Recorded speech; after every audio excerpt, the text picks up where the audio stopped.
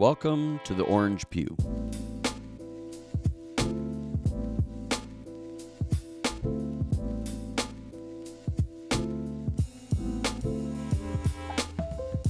Well, hello everyone. Welcome to the Orange Pew. My name is Doug. This is Derrick Hamre. And the Orange Pew is for CLA and our networks. And whether you are part of our church or you're listening to this somewhere in the nation of Canada and from a different church, we just want to welcome you to the Orange Pew. How's the Orange Pew? Is it comfortable, Derrick? It's totally uncomfortable. In fact, I sat down and I thought, is this getting worse, or am I getting worse? Maybe I'm just getting older. No, it's not the pews. I think it's probably us. But no, it is actually the pews. Well, we just want to welcome you. Glad you're here. And this is actually a little bit of a different podcast. A couple months ago, Derrick, you and I took some moments to talk about issues that are facing the church. Mm-hmm. And we just kind of walked through them, different thoughts, ideas. This one is, again, just you and I. Mm-hmm. Just the two of us. It's actually Thanksgiving. Happy Thanksgiving. Happy Thanksgiving. This is going to come out on Thanksgiving weekend. You know what I'm thankful for? And I just not because I'm wearing the swag. Nice sweatshirt, by the way. Yeah, thank you. I'm thankful for CLA. Yeah, me too. I see it as a gift. So this podcast today is actually it's not a Thanksgiving podcast. No, it's not. This is actually, here we go. Drum roll. Thank you. This is actually your 10th anniversary. It is. Being at CLA. Yes, it is. And so Derrick and I thought that we would do this podcast about the last 10 years. Yeah. But not just the 10 years, about getting ready for the 10 Getting ready for what? Getting ready for the 10 years. I thought you said getting ready for death. I hope it's not that bad. Too. There were lots of times I thought I was. But also thinking about the future. Sure. And having faith for the future. Absolutely. So maybe Derrick. Well, let me say this first, okay? Go for it. Happy anniversary, Doug.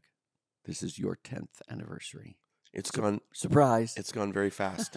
We turned the tables. You came at the same time. You came as my associate pastor. That was the summer of 2014.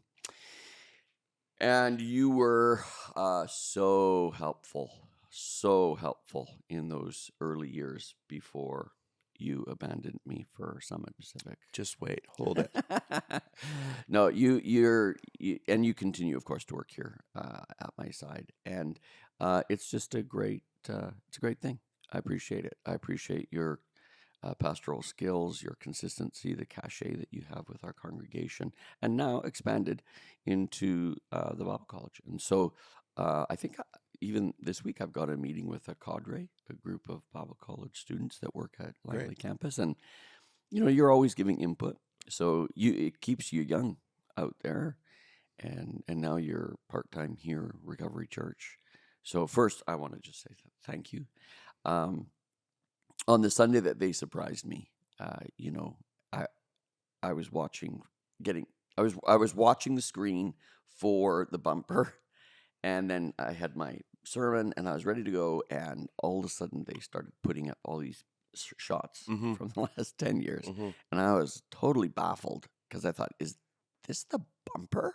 Because I hadn't seen the bumper, or we call it a bumper. It's the introduction to the sermon series, right? Yeah. So I hadn't actually seen it, so I thought this is a weird. But then I started seeing board members, and then you were like, oh, and Ken Russell, and I thought, oh, this. It was 10 years ago today. Your response was actually quite funny, Derrick. In the first service. In the first service, because it was like, it was I was shocked, and like, I'm not one to be shocked. As preaching much on that Sunday, right? And that's like, and I get that too, because like you're focused on that 25 minutes to birth that word, to deliver that word, and it was really funny because I laughed so hard because you're like, you guys just ate up 11 minutes. Yeah, it was long too, and I thought, how am I going to adjust my It was so funny. Yeah, but so you weren't there that Sunday. No, I was at Forest City. Yeah, so you were seconded to another church. So I would have said right there a note of appreciation for you, because I think, and Marty Millsat too, the three of us sort of came in at the same time and really rode that early wave. some friends right now are going through what, like, early days of pastoring a large complex church. So I was talking to them, and I just smiled to myself and thought, "Ride the wave, buddy. Just ride the wave. Don't do anything. Just listen, listen, watch, learn. There will never be an experience like those, early days." And anyways, so thank you. Yeah, no, great. I love being here. I love pastoring. I think it was Covey, right, that wrote the book At the Speed of Trust. Yes. And I remember those first 2 years. There was a lot of stuff that were being uncovered. Good. Yeah, and, I think it was good and unhealthy. Yeah, like cathartic. Yeah, Like kind of people had to vent. but I think because you had Marty and I, and we have a past and we have trust. Yeah. Like, I don't even know if we rarely even see each other that much. No, in we those never first saw each 2 other. years. It was And- like and- and- it was like Marty, your worship, Yeah. Doug, your small groups, and we just kind of Discipleship. went for it, and we Yeah. just trusted each other. And I needed that because my office was filled. The church hadn't gone through transition, for over 2 decades, and people wanted to meet with this new guy, and they needed to say what they wanted to say. There were about 3 different streams at that point. There was the angry stream because we had gone through a terrible season in 2013. People were angry, and there were conspiracy theories, and people wanted to know what the truth was. And so, there was that stream. Then there was the stream of, I'm going to meet with this guy and tell him we haven't had a chance to get our agenda on the table for 20 years. And this is the moment. And so there was that group. And then the third group were just a genuine group of people who wanted to get to know me and help. And I remember that group probably more than any of the others, because they just were like, "Hey, we're glad that you're here. We're beside you. Whatever is in store, let's do it together." And there was huge transition in staff in the first 5 years. We let some people go. We made adjustments. It was a bit of chaos. Yeah, it was tumultuous. I think we each have a small amount of trauma.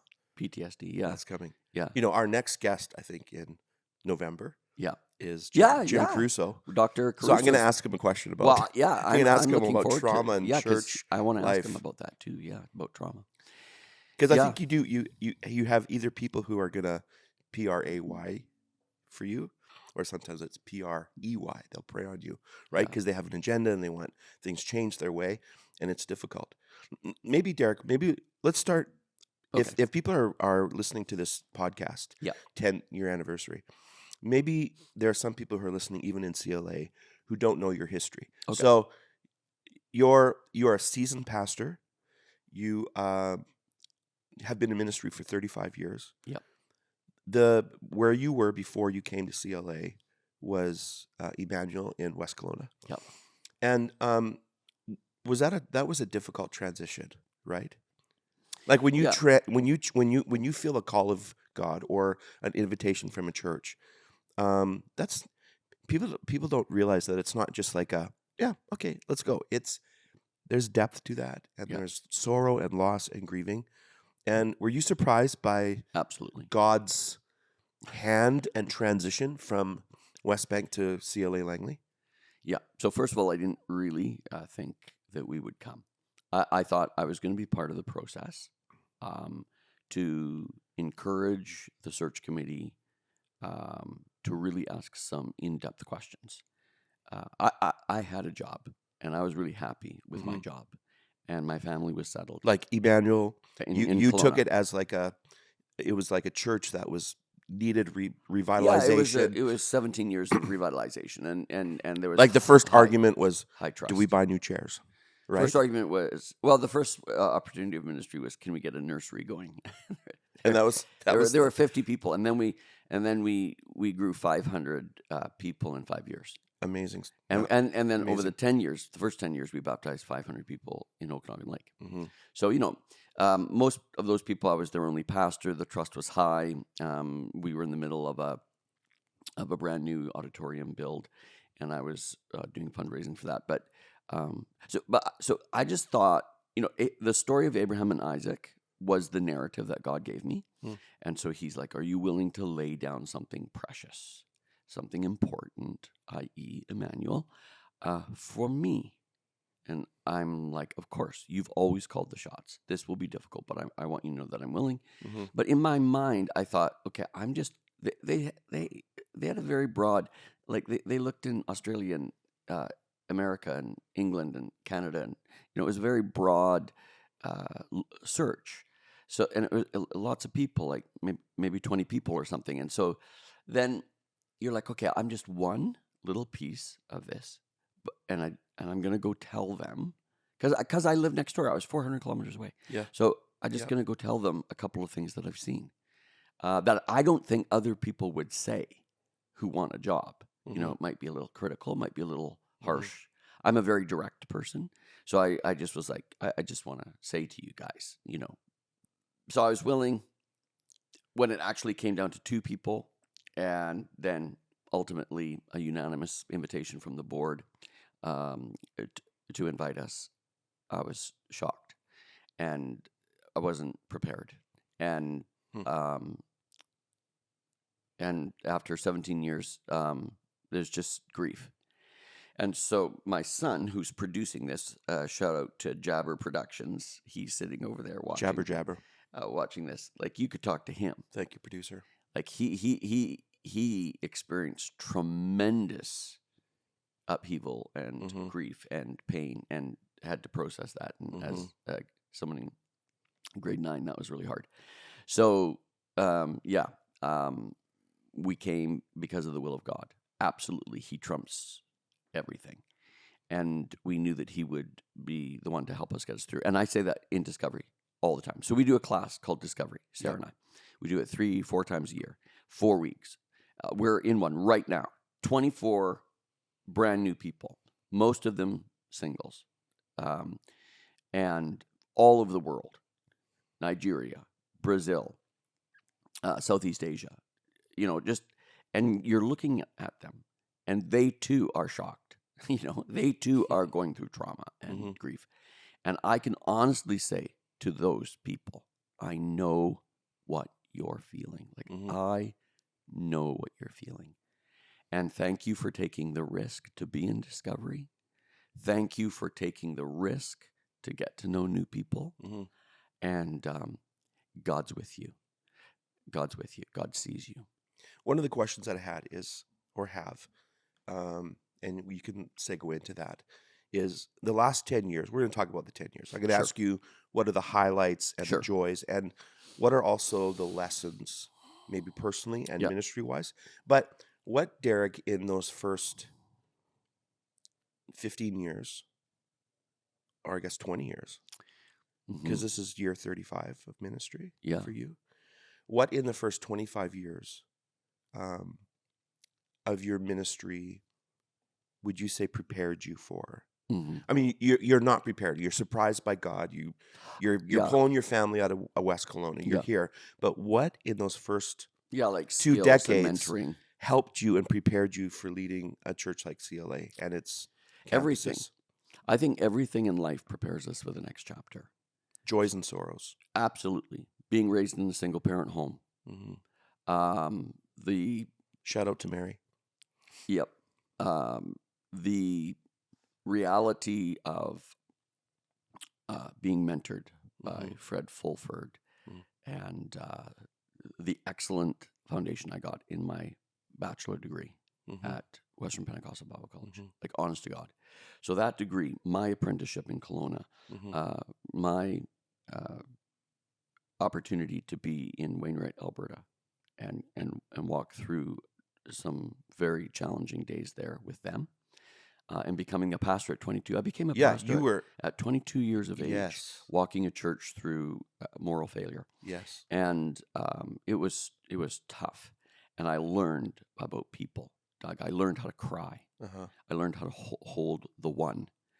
And that's what ministry became for me. People, and then when we went and did Omega. I started a 1-year program, still running, like 25 years later, a 1-year program at Summit. And we traveled the world. And so then God deposited mission into my heart. And then we did revitalization in the Okanagan. Mm-hmm. And we had children, and those children taught me to be humble and be attentive. And then I married an amazing person who is actually a missionary kid. And so the Gates family taught me things. So everything, Doug, Mm-hmm. everything was used by God to prepare me Mm-hmm. for pastoring CLA. When I walked in here, that's what I felt. Yeah. My whole life, without me knowing, has prepared me for this moment. Right. Scott McKnight has a alternate paraphrase Bible for the New Testament, Mm-hmm. and in Hebrews where it talks that he disciplines those he loves. Paideia. He uses the word he educates. Yeah.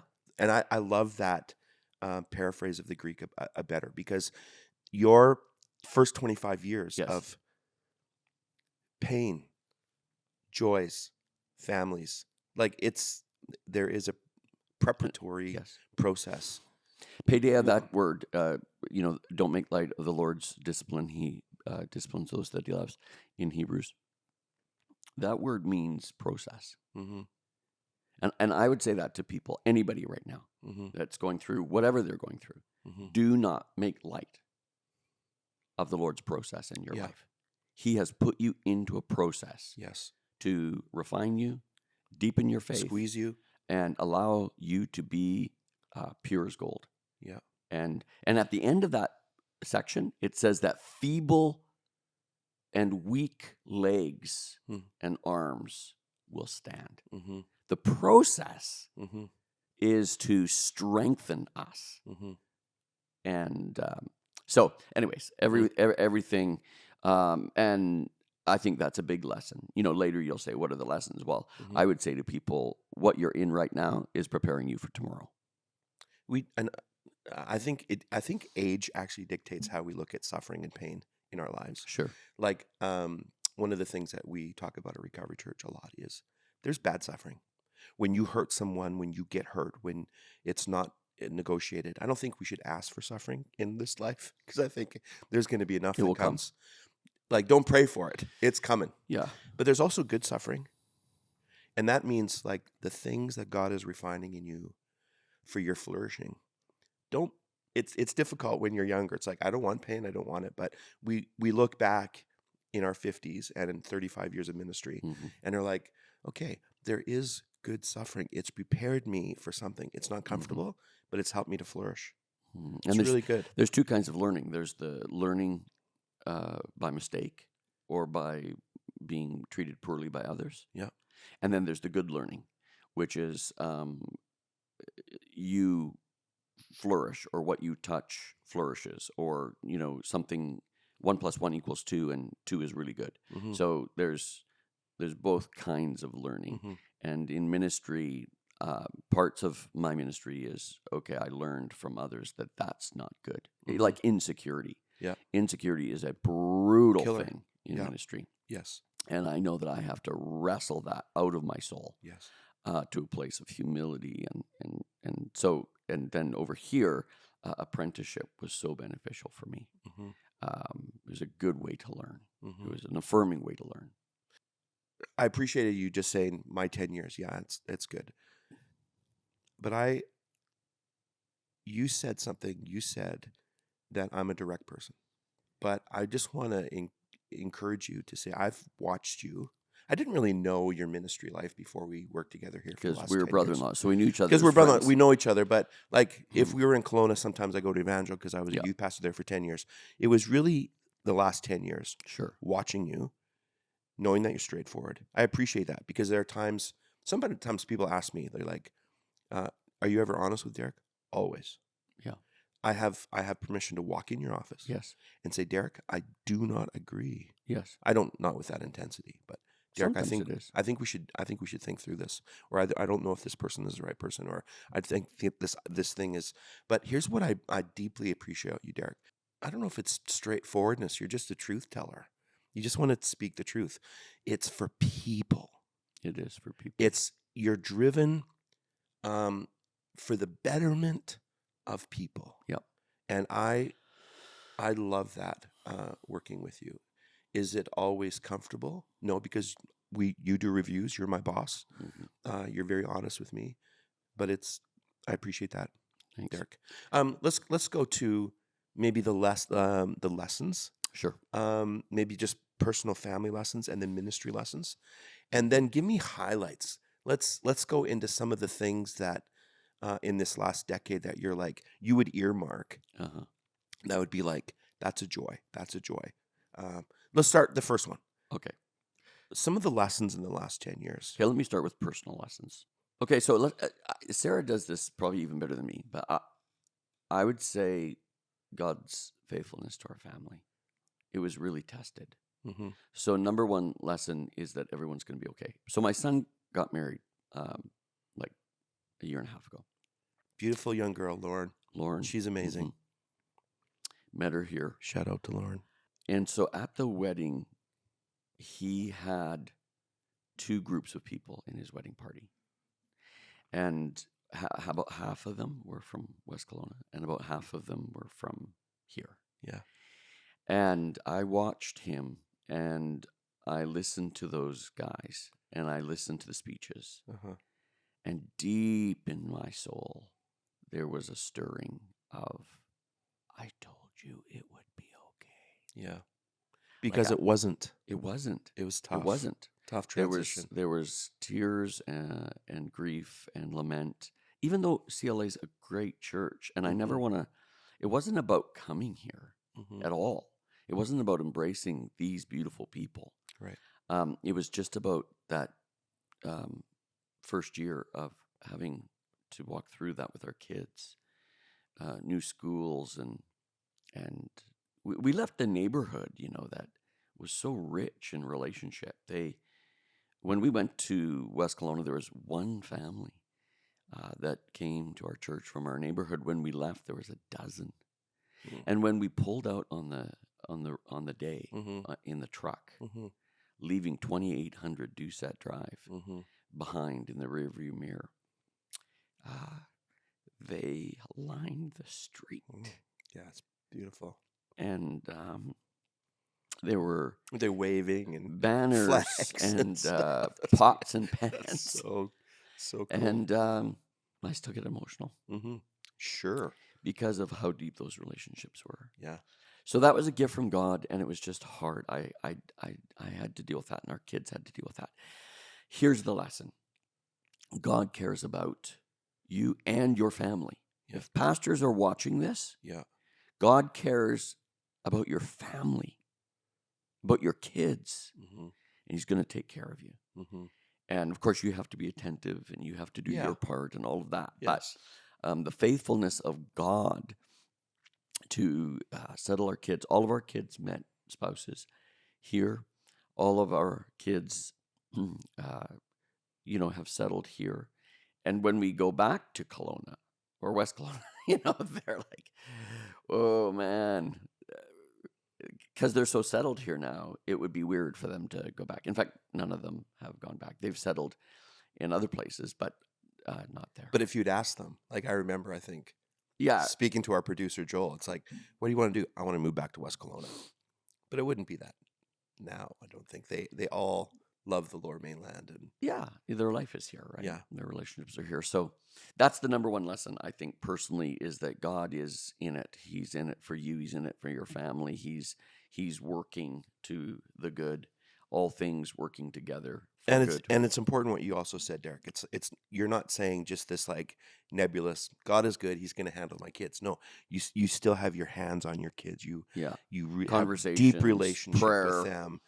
You're engaging with them. Yeah. Joel started out, here's an example. Joel started out, signed up to go to Mountain Secondary here in Langley. So all of our kids did public school until we moved here. And there was a teacher strike, and he went to Mountain. And so Joel was in grade 9. So in Kelowna, grade 9 was the top of middle school. In Langley, it happened to be the bottom of high school. And so he went in as a small kid with giants, right?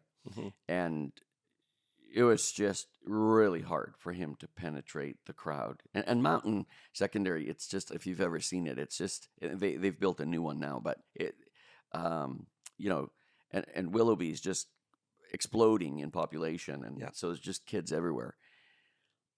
Sarah and I had a fight about, I'm like, Joel has to stay at Mountain and he's got to make it through, you know? And Sarah was like, no, he can't make it through. We've got to make an adjustment. Mm-hmm. And I need to put him into a private school. I need to put him into maybe a Christian environment where it's safer and where he can grow. And I was like, no, we're not doing that. You know? Mm-hmm. So there were these aggressive moments of conversation back and forth, but I had always given education. Sarah's a school teacher, so I'd always given education as her jurisdiction. At the beginning of our marriage, we kind of divvied up areas of jurisdiction. I would do this, I would do this, she would do this, she would do this. And if we ever fought, we'd come to peace and agreement. But if we didn't come, there had to be a notwithstanding clause in our marriage. And so the notwithstanding clause in education was Sarah. And she said, he's going to Pacific Academy. And I'm like, okay, and he, from day one, when he walked in there and some beautiful young men with compassion met him, they began a journey and he began a journey. And in many ways, I think it saved his life. And you saw that at the wedding, of course. And West I saw that at Kelowna, the and wedding. then this Yeah. group of So the lesson there tight is, friends. it's not easy. There's hard conversations. There's even maybe conflict, but God sovereignly is over it all. Mm-hmm. I love that the Spirit is breath. I think of fog. Yeah. Like the Spirit just hovers over our family Yeah. and begins to move the pieces on the chessboard Mm-hmm. for the glory of God. I'll come back to ministry lesson. Okay. But let's kind of come back to question 3 from now in my mind. Okay. Talk about tell me about maybe some of the low moments. Here, Low moments, and then we'll transition to like high moments. some of the joys, like some of the Yeah. things that with God's help and by the Spirit we've seen accomplished at CLA, and then the lesson, ministry lesson, at the end. You mentioned Covey's book, Speed of Trust. Yeah. So without a doubt, the hardest thing was having no trust.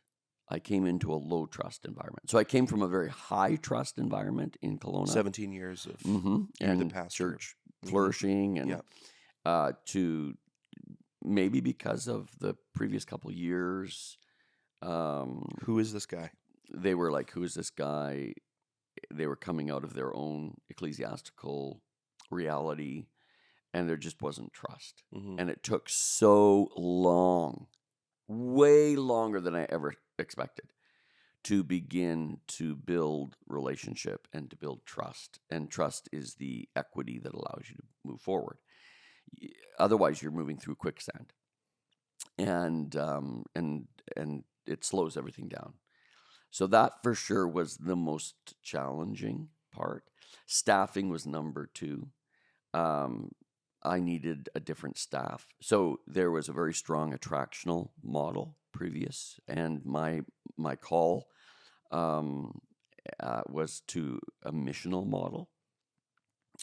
And I knew what I wanted, and we had done some work to get to a place of believing that we would gather, that we would disciple, that we would raise up leaders, but we would go.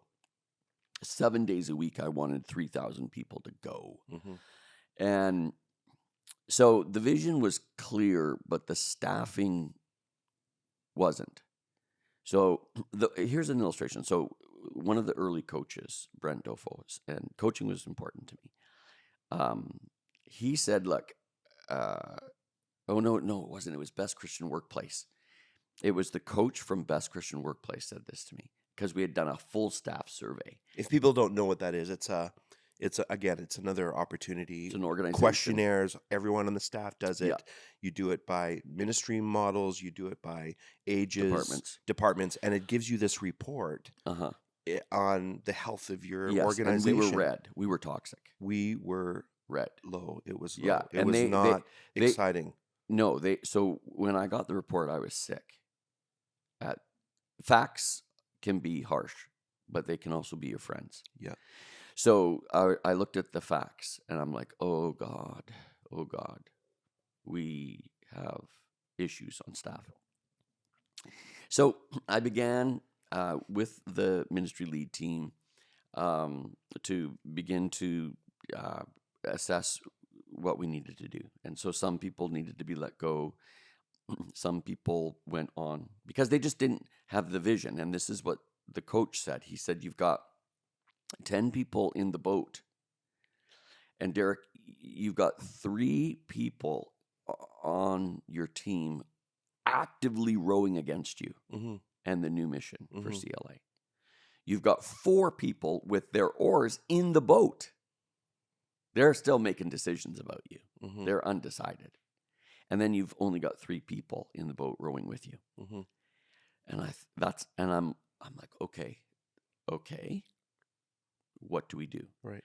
And that coach looked at me when I said that. What do we do? He looked at me and said, "You've got to let people go. You've got to build a new team for a new day and a new vision." So that process took years. I remember I was in Eastern Europe, and Monica, my executive assistant, who's just been amazing. So there's a highlight person. Man, Monica. She's been amazing and very, very amazing. Helpful to me, to the staff, and to the church. And she wrote me in Eastern Europe, and she said, "Did you see the results of our Best Christian Workplace survey?" And I said, "No, I haven't seen them yet." And she said, "We're thriving. We hit green. It took years, but we hit it." And that was like 4 years after the initial. 5, I think. After the initial. Yeah. And I'm like, we made it. So we have better communication, better understanding, better cross-departmental work, better process to help people. Like just, we from remuneration to the way we celebrated Christmas together, to the way that we were giving instructions and direction from the MLT. Like the Best Christian Workplace really helped us every year nail 1 or 2 things. And we just kept chipping away. It was like mining you're just chipping away at something. And all of a sudden there's a breakthrough. The wall caves in and you see the sunlight and you're like, okay, this. So that was for sure the number 2 challenge. And if you're a pastor, HR is always going to be a challenge. I think it's always a surprise. It's always a surprise, right? And you acquire skills. We just had Ken Russell at our staff retreat talking about developing crucial conversations. So we just keep learning. How do we have crucial conversations with each other? And the third challenge, I think, was to understand campus model. Right. It's the fastest growing model in North America. It's producing some of the healthiest churches and multiplication, but I didn't understand it. And it took me years to begin to get it. And I feel like at the 10-year mark, I get it. I could now talk to someone about multi-site churches and how, you might go about leading multi-site. I really believe in multi-site. We planted 3 churches. So these are self-governing churches in Coquitlam, in Surrey, and the Way in Vancouver. So I was able to keep multiplying through that. Which also, if people are watching, those are not easy changes. No, sending 150 people costs. It's painful. It costs the home church absolutely relationships. Painful. So, but I learned a lot from that. And after COVID, I said to myself, we will never, or maybe never is too strong, but really, we'll never plant a church again. We are only going to do campuses because they're so much better. There's so much more safety. There's so much more protection. There's so much more ability to help young leaders and to put people into trusted environments, sending people. We sent people to Surrey, the Citizen Church there, and then during COVID, it didn't kind of make it, and it ended up, by the grace of God, sovereignty of God, being taken over by Ben and Yeah, Emma out Avant of Life. out of North in Vancouver. North Vancouver. But it was Good leaders. painful. It was painful for our people that we sent. It was hard. And I'm like, okay, there's lessons to learn here. And now we've just launched our Abbotsford campus. And I know it's early, and so maybe we're in the honeymoon stage, but Bryce and Rochelle are going to do an amazing job. Mariah's out there. But here's the thing, Bryce and Rochelle and Mariah, they're at our staff day. Yeah. Like they're part of us. Yeah. And so we're able to fuel them and help them and deal with their problems and then send them out. And then the board, our board, CLA board, amazing board, they do the governance, they do the finances, they do the macro vision. And so the campus pastor doesn't have to do any of that. But if you're in Invermere or you're in Golden or you're in Chetwynd or you're in Smithers, you have to do all that.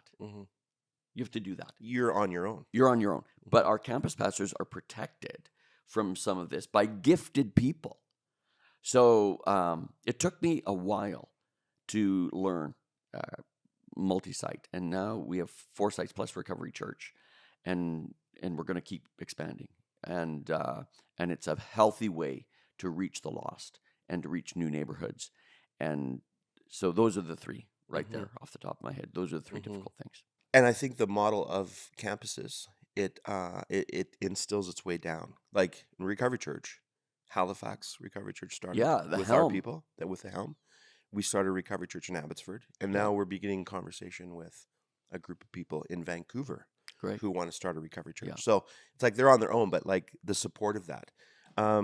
So huge 3 lessons. And I know that like with people coming to faith, yes, you said that facts are our friends.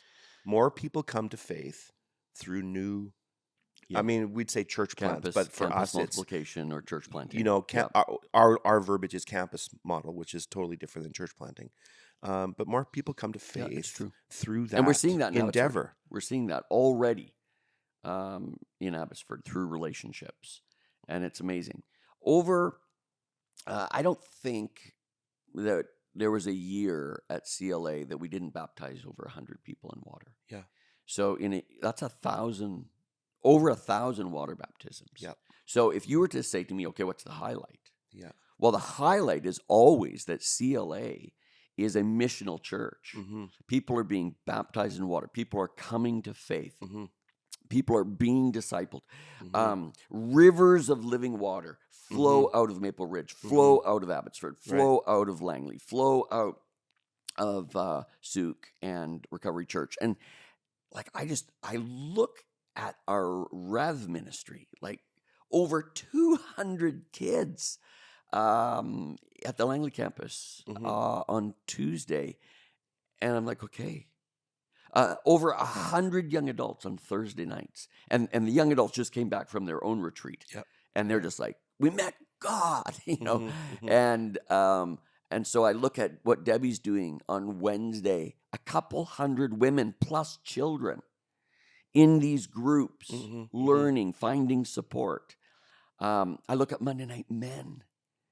I look at our seniors program anchored by Lynette Butel. Again, and I'm like, people are coming to faith. People are being filled with the Spirit. People know that their mission is to go. Yeah. And it's making a difference. Mandy, City Serve, it's making a difference. I was just at Raphael a couple of weeks ago, and I'm just watching the families come through for food and love and encouragement. And every so often, hi, Pastor Derrick. And these are people from all the nations, refugees, some of them displaced and homeless. And I'm like, we're making the Ukrainian congregation, Doug. I know. You missed the Ukrainian clip last week of you. So I gotta say, so we get this clip of Doug preaching the Revelation series. And it looks like he's speaking Ukrainian. So I'm not here. I'm at the Vancouver Island campus. So I'm like, Doug's gonna, look up at the screen. He's gonna see himself speaking Ukrainian, and I thought that's gonna be like one of the most fun moments of the service. And I saw it, but in my mind, before the service is like, Derrick's gonna do a clip. You're going to introduce him. I had it in my mind. I'm going to say, if you want to find Derrick, he can be found here, and he can also be found in Souk. And it totally Oh, I know. bombed. So, anyways, we have a wonderful group of Ukrainians here, Yeah. and some of them are going to go back. Some of them are going to make a new life here. So So you talk about attractional and missional. So just to bring clarity to those terms, attractional would be like all the resources, all the hype, all the energy being on one day. So make sure it's not that we don't want Sundays to be. It's come to We us. want Sunday to be good, but missional is that Go there's to not them. just one door. No. There's many doors. There's Monday, Tuesday, Wednesday, Thursday, Friday. That's our people engaged in their neighborhoods, watching the transformation of God. It's not feeling like we're the holy man on the hill. It's like we're pastors among people who are also called and gifted to lead people to Christ and do ministry and to empower them to do that. I would say that would be the difference between attractional. Your life group is as important as your Sunday. Yeah. And your neighborhood witness. Yeah. Do you know the neighbors on both sides across the street? Do you pray for them? You're right. Do you invite them in for Thanksgiving dinner? Anyway, that's the highlight for sure is people being transformed. Yeah, their understanding. And I see it. I see it every day. What else, Derrick? What else would you say in these last 10 years would be like, that is an accomplishment by the Spirit with God's help and with the community? Like Jenny Gallardi has to be one of those things. Yeah, Jenny Gallardi Place. We just opened up a 100 apartment complex on our property, affordable housing. That's a legacy project. Mm-hmm. We saw the way, like, so Jason Ballard and Jeremy King, these were young men that were here on staff with me, and to see them go along with Chris and plant the way. Yeah, very and exciting. I know that that's going to be, again, a legacy reality. Mm-hmm. Abbotsford campus, even what we've done this September, is going to be a legacy for CLA. So some of these big things that we've been able to accomplish, here's the thing. I'm always thinking about my children and their children. Mm-hmm. What kind of church? This is never about me. So this isn't about, preparing for me. I'm always thinking about the future. What about our kids and their kids? How are they going to continue? How are we going to be able to put them into a financial position, into a leadership development pipeline position? How are we going to continue to reach a post-Christian, postmodern world? Right? So that's what it's about. So we make decisions for 20 years or 30 years down the road, knowing that we're trying to put stuff together. Any other highlights in this last 10 years? So Jenny Gallardi, evangelism, missional model the big, is being caught, yeah. and we see the fruit from that. What else would you say in this last 10 years for you, Derrick, would be like friendships? Yeah, absolutely. Mm-hmm. God has a way of expanding your heart. So your heart is, this big when you start ministry, and then you go to a place and it gets expanded, and then every place that you go, you think, can I do it again? Mm-hmm. Can I open my heart to new people? Mm-hmm. And God makes your heart bigger. And then you come to a big church and you think, can I do this? And God opens your heart to embrace new people and their stories and their journey. And I get to work with amazing people on my board. And I get to work with an amazing team on the MLT and on staff. And I've met some incredible volunteers and baptized some amazing people and dedicated some amazing babies. Yeah. So Great. Just the ability to meet people has been so amazing. And Langley, the city of Langley, the township of Langley, continues to grow. And we literally have people every week coming. And Sarah, like I said, we get to do discovery. And so we meet people, and I'm just like, God, you've brought these people from Brazil, and you've entrusted them to us. Mm-hmm. That's a highlight. Mm-hmm. That's a highlight. So going back to the lesson, you shared about the lesson that you learned about your family. Yeah. Personal. Yeah. Ministry lesson? So many ministry lessons. First of all, you need people in your life. You need coaches. So a coach like Best Christian Workplace. I had a personal coach in those days, John Kaplan, who really helped me wrestle through doing ministry in a new paradigm. Then we also had a coach come in for the church, Brent Dolfo, and he helped us understand how to get clarity on mission, vision, values, and to move towards hiring people for that. So I would say you're not good enough in the sense of you can't do it alone. You need people. You need mentors. You need coaches. You need good books. I've seen too many people in ministry who feel self-sufficient. Oh, I don't need your advice. Oh, I don't need to go to that. They're just, and I'm like, dude, like, what's the matter with you?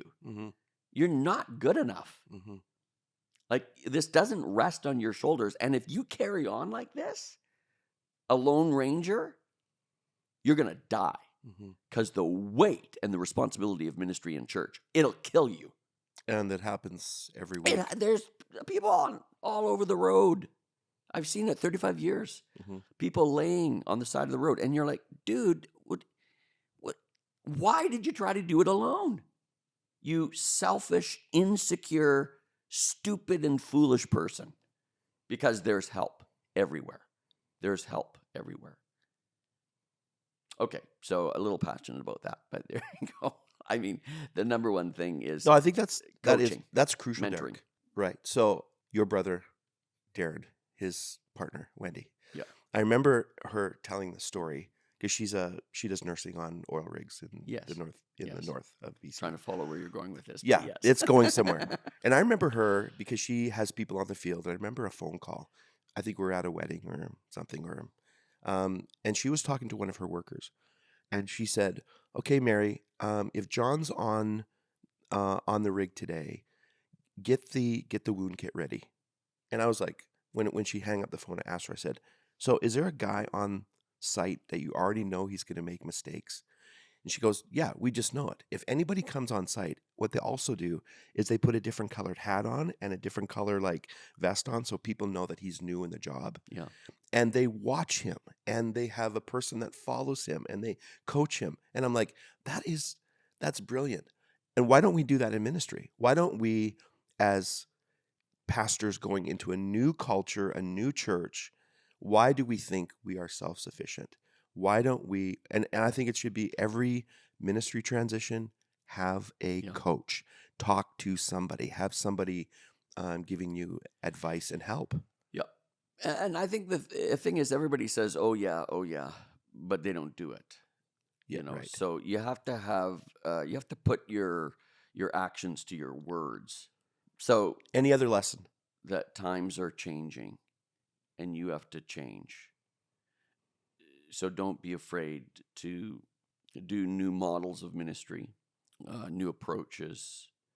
Sometimes millennials or Gen Z, they'll bring ideas, and at first you'll be like, but you need to really think that through. What are they saying? How could we embrace that idea and maybe do it differently? There's so many things, Doug, that are different. The 1,000 people that join us every week online, it's not our preferred method. We want people in the room. A couple of weeks ago, I had an altar time. Again, kind of surprised me.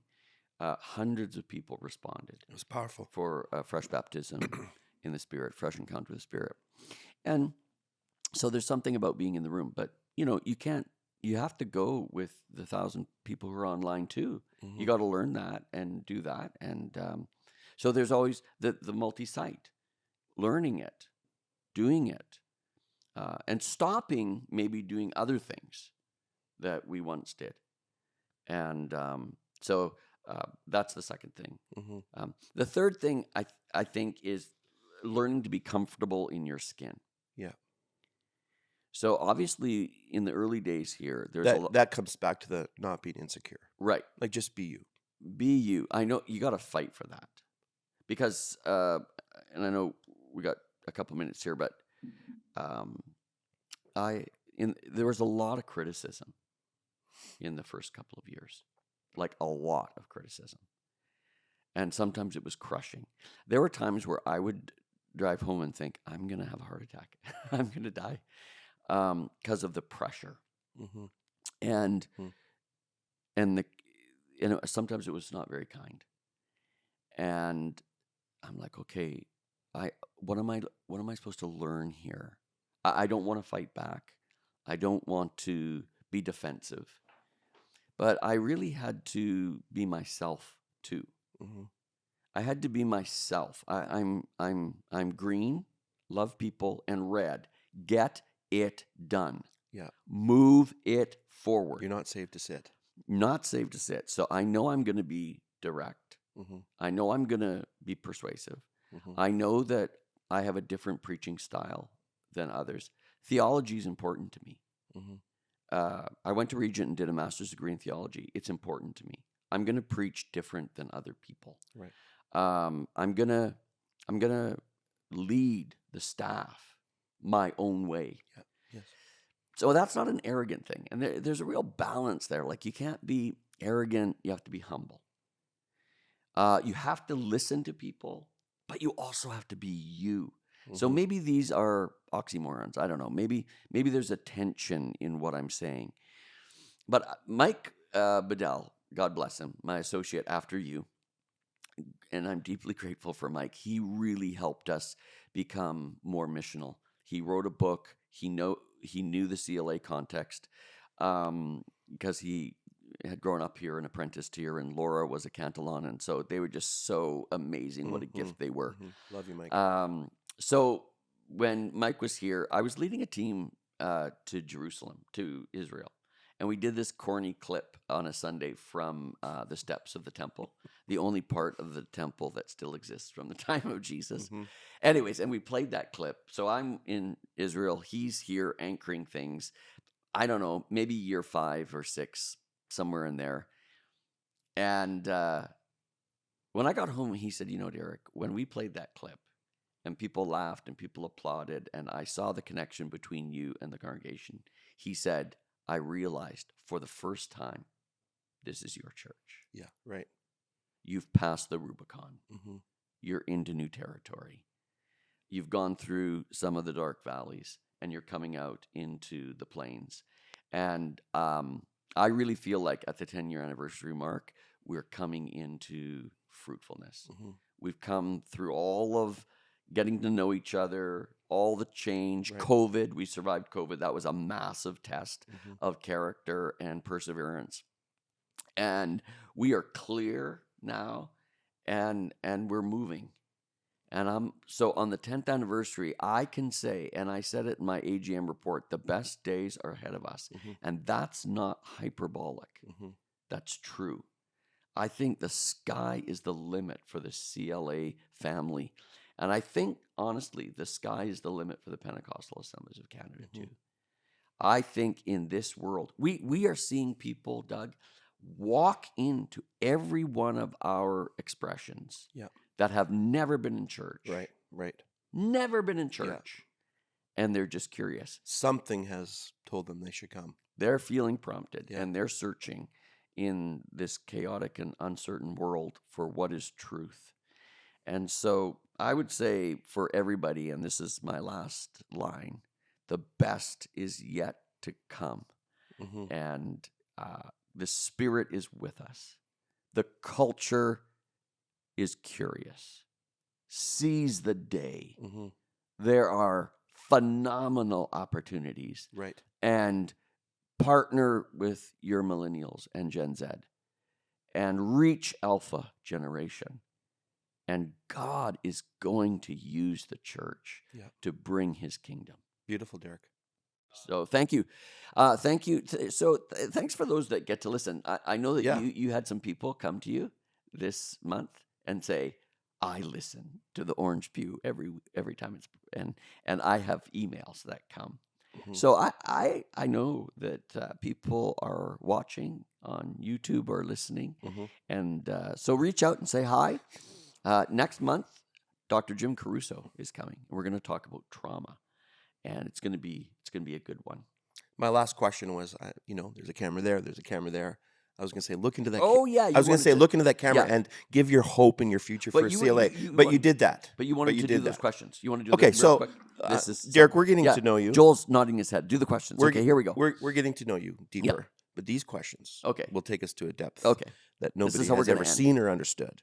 And so here's some quick questions. Okay, so this is like just on the top of your head. Okay, here we go. Sandwich or pizza? Pizza. What's one thing that you own that you should throw out, or Sarah thinks you should throw out? My clothes. What's the scariest animal? A snake. Favorite movie? Les Miserables. Favorite smell? Fire. Read a book or hike? Oh, read a book. Favorite country visited? The Vatican. You get one song to listen to for the rest of your life. What would it be? Oh my gosh. Lady in Red. That's for Sally. Wow. Okay. What number am I thinking of? 7. You're amazing. Last thing. Describe the rest of your life in 6 words. Love of God, family, and body of Christ. Body Christ. Okay, Derek. Good job. I don't have a chocolate. Where's my chocolate? I don't have chocolates. What? Well, I thought you were the host. You are the host. I'm just the hype man. Oh. But here's an orange for you. Oh, great. I get an orange. Here's an orange. You can have an orange. If you can see this. Listen, everyone. The Orange Pew. Thank you for joining us on the Orange Pew. We'll see you next 10th month. year anniversary. Yeah, it's been God's faithful. Happy Thanksgiving, and we'll see you in November. Yep. Bye-bye. Thanks for listening to the Orange Pew. To stay up to date, please subscribe on Spotify, Apple Podcast, or YouTube Podcasts. We'll see you next time.